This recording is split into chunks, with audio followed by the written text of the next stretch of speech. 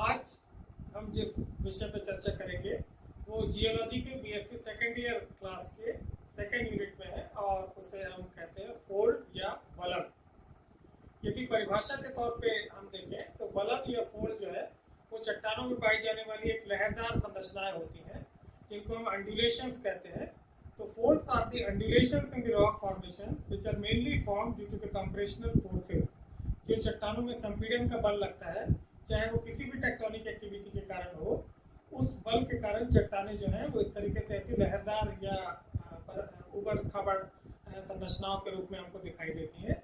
उन्हीं संरचनाओं को हम फोल्ड कहते हैं। ये फोल्ड या वलन जो है, इनके अलग अलग भागों को भूवैज्ञानिकों ने अलग अलग नामकरण दिए। विद्यार्थियों के लिए बहुत आवश्यक है कि हम उसको समझें। आगे आने वाले चित्र में आप देखिए कि आपको किस तरीके से फोल्ड के विभिन्न हिस्सों का नामकरण किया गया है। एक शब्द फोल्ड के लिए यूज किया जाता है जिसको कहते हैं अक्षीय तल या एक्सियल प्लेन। अक्षीय तल या एक्सियल सरफेस या एक्सियल प्लेन जो है वो फोल्ड को या वलन को दो बराबर बराबर भागों में विभक्त करता है। इसी तरीके से जो वलन के जो हिस्से होते हैं या जो भुजाएं होती हैं उनको लिम्ब कहा जाता है। दो भुजाओं के बीच के कोण को हम अंतः भुजा कोण या इंटरलिम्ब एंगल कहते हैं। वलन के आप देख रहे हैं कि जहाँ पर सबसे ज़्यादा वक्रता दिखाई देती है उस बिंदु को हम हिंज पॉइंट बोलते हैं, और बीच का कोण है जिसको हम इंटरलिम्ब एंगल या अंतः भुजा कोण कहते हैं। उसके आधार पर वलन को वर्गीकृत भी किया जाता है। इसी प्रकार से आप देखेंगे कि एक शब्द विद्यार्थी सुनते हैं अवनमन या प्लंज। तो जो फोल्ड एक्सिस होती है, जो मैक्सिमम कर्वेचर वाली लाइन को लेकर के जो निर्मित होती है, वो फोल्ड एक्सिस यदि हॉरिजॉन्टल से कोई कोण नहीं बनाती तो वो सामान्य वलन रहता है। लेकिन यदि वो फोल्ड एक्सिस हॉरिजॉन्टल से कोई कोण बनाती, उस कोण को आप देखिए चित्रों में जितनी भी बातें मैं बोल रहा हूँ वो सब परिलक्षित हो रही हैं। और यदि वो कोई कोण बनाती है, अगले चित्र में भी आप देखिएगा, यदि वो कोई कोण बनाती है तो उसको हम कहते हैं अवनमन कोण, और ऐसे फोल्ड को बोलते हैं प्लंजिंग फोल्ड, और उस कोण को अवनमन कोण या एंगल ऑफ प्लंज कहते हैं। एक और शब्द आता है जिसको हम बोलते हैं इन्फ्लेक्शन लाइन। तो जो इन्फ्लेक्शन लाइन है और इन्फ्लेक्शन पॉइंट है वो ऐसा पॉइंट होता है जहां वलन की भुजाओं में वक्रता या जो उसका कर्वेचर है जहां से वो चेंज होता है, अर्थात वो कॉन्वेक्स से कॉन्केव की तरफ आता है। क्योंकि आप देखिए वलन आपको ऐसा दिखाई दे रहा है तो ये कॉन्वेक्स साइड है। उसके बाद जब वो नीचे जहाँ ऊपर जाता है उसको हम बोलते हैं उसका क्रेस्ट या शीर्ष। जब देखिए नीचे की तरफ आता है, यू आकृति जैसे जब बनती है, तो उसको हम कहते हैं उसका ट्रफ या द्रोणी। तो जब क्रेस्ट और ट्रफ जहां से वो उसका कॉन्वेक्स रूप कॉन्केव में आना शुरू होता है, उस पॉइंट को बोलते हैं हम इन्फ्लेक्शन पॉइंट, और उस लाइन को बोलते हैं इन्फ्लेक्शन लाइन। अब आगे वाली स्लाइड में आप देखिएगा कि जो वलित भुजाएं रहती हैं वो वलित भुजाएं आपको सेक्शन में कैसी दिखाई देती है। आप देखिए एक इस तरीके की वक्राकार लाइन दिखाई देगी। फिर आप देखिए कि अगले चित्र में आप देखिए कि हिंज पॉइंट, इन्फ्लेक्शन पॉइंट और हिंज जोन। हिंज जोन मतलब फोल्ड का सर्वाधिक वक्रता वाला क्षेत्र। स्टूडेंट्स को यह समझना चाहिए कि हिंज पॉइंट मतलब the point of maximum curvature, ऐसा बिंदु जहां सर्वाधिक वक्रता है, और हिंज क्षेत्र मतलब ऐसा क्षेत्र जहां पर कि मैक्सिमम कर्वेचर वाला क्षेत्र, अधिकतम जहां पर वक्रता होती है उसको बोलते हैं हिंज क्षेत्र। और जो एक बिंदु जहां मैक्सिमम पॉइंट रहता है उसको हम बोलते हैं हिंज पॉइंट। फिर आप देखिए अगले सेक्शन में ये दिखाया गया है कि जो कर्वेचर है फोल्ड का, या तो वो स्मूथ होगा या फिर वो ऐसा कॉन्वेक्स टाइप के स्टाइल में होगा या उबड़ खाबड़ होगा। और बगल में भी देखिए फील्ड का भी एक फोटोग्राफ है, बहुत अच्छा फोटोग्राफ, जिसमें कि आपको हिंज लाइन बहुत अच्छे से समझ में आएगी। फिर आप अगले उसमें देखिएगा कि जो एक्सियल सरफेस है वो एक्सियल सरफेस कभी आपको हॉरिजॉन्टल दिखाई देगी, कभी आप देखेंगे कि वो टेढ़ी मेढ़ी भी हो जाती है, और कभी कभी जैसे रिकम्बेंट फोल्ड है जो श्यान वलन होता है उसमें एक्सियल प्लेन पूर्णतः क्षैतिज हो जाता है। तो ये एक्सियल प्लेन की अलग अलग स्थितियां हमको चट्टानों में देखने को मिलती हैं। फिर आप देखिएगा कि जो जैसे मैंने आपको पहले बताया कि जो एक्सियल सरफेस है वो वलन को दो बराबर हिस्सों में विभक्त करता है। हमेशा ऐसा नहीं होता।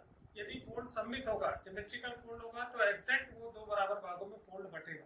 लेकिन असममित यदि वलन हुआ, एसिमेट्रिकल फोल्ड जिसे कहते हैं, तो वो कोण बराबर बराबर हिस्सों में नहीं होता है और वो अलग अलग मात्रा में होता है।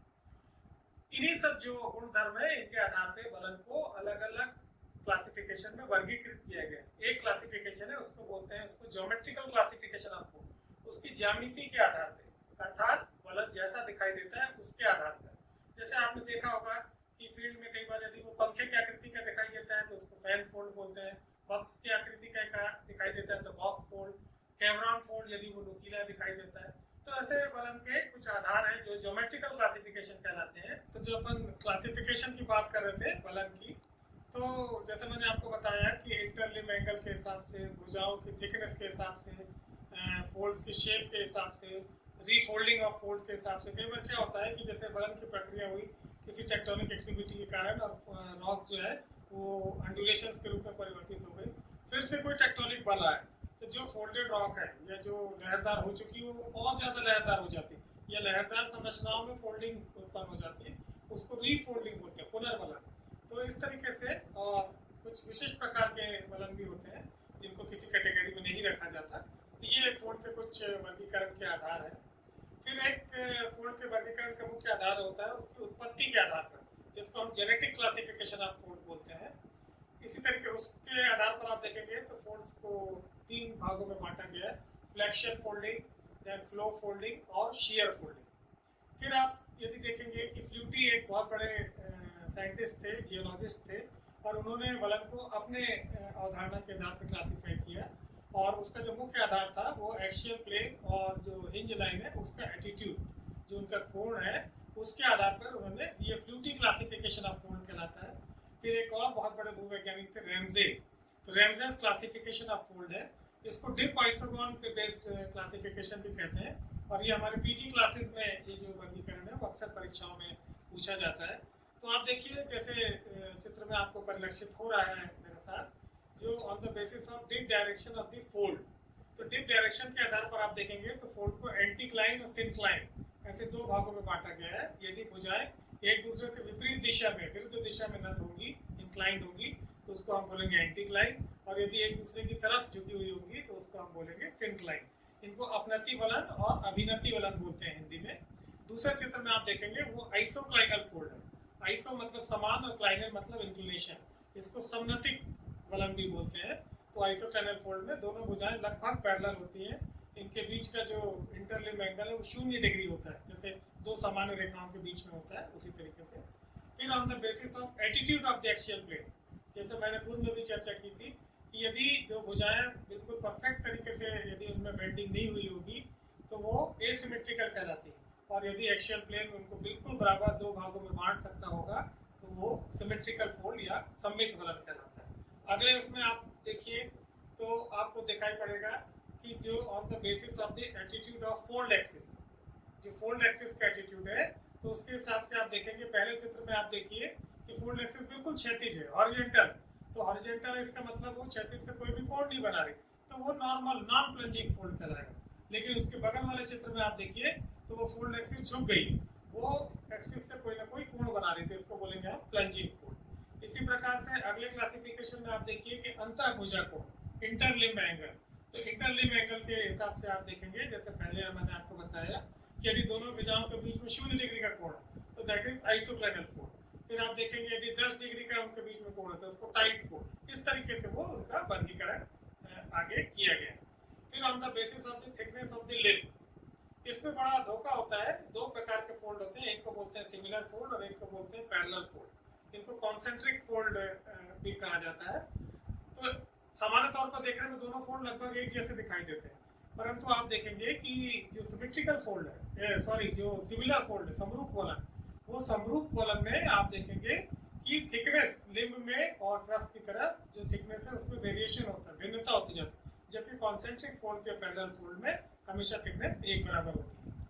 फिर on the basis of the shape of the fold, जैसे मैंने आपको बताया कि जैसा वो दिखाई देता है, तो आप देखिए इसमें आपको दिखाई दे रहा है बॉक्स फोल्ड, कि वो बक्से के जैसे दिखाई दे रहा है तो बॉक्स फोल्ड। इस तरह लेफ्ट हैंड साइड वाले में देखेंगे नुकीले तीक्ष्ण शीर्ष होते हैं उसके, angular crust, sharp angular crust, तो उसको बोलते हैं कैवरॉन फोल्ड। इसी तरीके से सिलिंड्रिकल फोल्ड, कोनिकल फोल्ड, जैसा बलन दिखाई देता है वैसा उसका नामकरण। फिर जो फोल्ड किसी क्लास में नहीं आते उनको हम स्पेशल कैटेगरीज में कहते हैं, अन्य प्रकार के बलन। और उसमें आप देखेंगे कि बेसिन और डोम, डोम अर्थात पर्वतनुमा आकृति, जहाँ एक सेंटर से चारों तरफ ढलान होती है या इंक्लिनेशन होता है, उसको बोलते हैं डोम। और जहाँ एक बिंदु, जैसे तालाब वगैरह की स्थिति में, बेसिन की स्थिति में चारों तरफ से ढलान एक बिंदु की तरफ आती है, उसको हम बोलते हैं बेसिक। तो ये फोल्ड के कुछ वर्गीकरण थे। इसी प्रकार से एक फोल्ड होता है जिसको बोलते हैं मोनोक्लाइनल फोल्ड। मोनो मतलब वन और क्लाइनल मतलब इंक्लिनेशन। तो जिसकी एक भुजा झुकी हुई होगी उस फोल्ड को या उस वलन को एक नतिक वलन या मोनोक्लाइनल फोल्ड बोलते हैं। इसी प्रकार से आप देखेंगे कि फैन फोल्ड, यदि पंखे के ब्लेड के आकार का फोल्ड दिखाई देता है उसको बोलते हैं फैन फोल्ड। फिर एक और शब्दावली आती है जिसको बोलते हैं एंटीक्लाइनोरियम और सिनक्लाइनोरियम। इससे पहले हम लोगों ने देखा था मित्रों कि एंटीक्लाइन और सिनक्लाइन दो फोल्ड।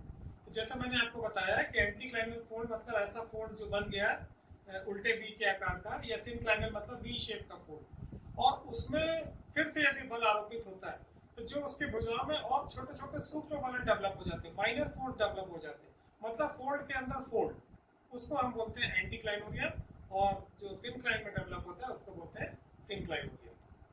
फिर जो मैंने आपको बताया था कि प्रसिद्ध वैज्ञानिक फ्लूटी ने अपने आधार दिया, उसमें उसने एटीट्यूड जो एक्शियल सरफेस है उस एक्शियल सरफेस के कोण के आधार पे उसने वर्गीकरण किया।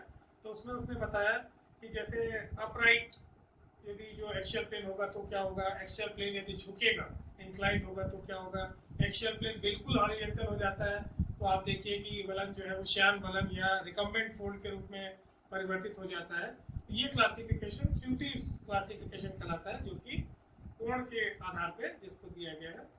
फिर प्रसिद्ध वैज्ञानिक रेमजेस क्लासिफिकेशन जो है वो जियोलॉजी में बहुत इम्पॉर्टेंट माना जाता है, और इसमें उन्होंने डिप आइसोगॉन विद्यार्थियों के लिए एक नया शब्द है।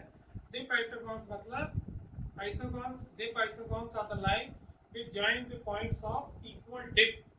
जो समान नति के बिंदु को मिलाने वाली रेखाएं होती हैं उनको हम बोलते हैं आइसोगॉन्स। तो ये डिप आइसोगॉन्स के बेस पे रेमजे ने 5 कैटेगरीज में डिवाइड किया गया है। आगे आने वाली स्लाइड में आप देखिए। तो इसमें क्या होता है कि जो आइसोगॉन्स है, जो आप देखिए वलन जो आपको 2 दिखाई दे रहे हैं और उनके बीच में छोटी छोटी ऐसी लाइंस दिखाई दे रही हैं, तो उनको स्ट्रांगली कन्वर्जेंट, वीकली कन्वर्जेंट, इनके आधार पर क्लासीफाई किया गया है। तो आप देखिए क्लास 1A कैटेगरी है। 1A कैटेगरी में क्या है कि वो स्ट्रांगली कन्वर्जेंट है, अभिसारी, तीव्र अभिसारी जो है वो लाइंस है। 1B में आप देखेंगे कि मॉडरेटली कन्वर्जेंट है, और 1C जो कैटेगरी है उसमें आप देखेंगे कि बहुत वीकली कन्वर्जेंट।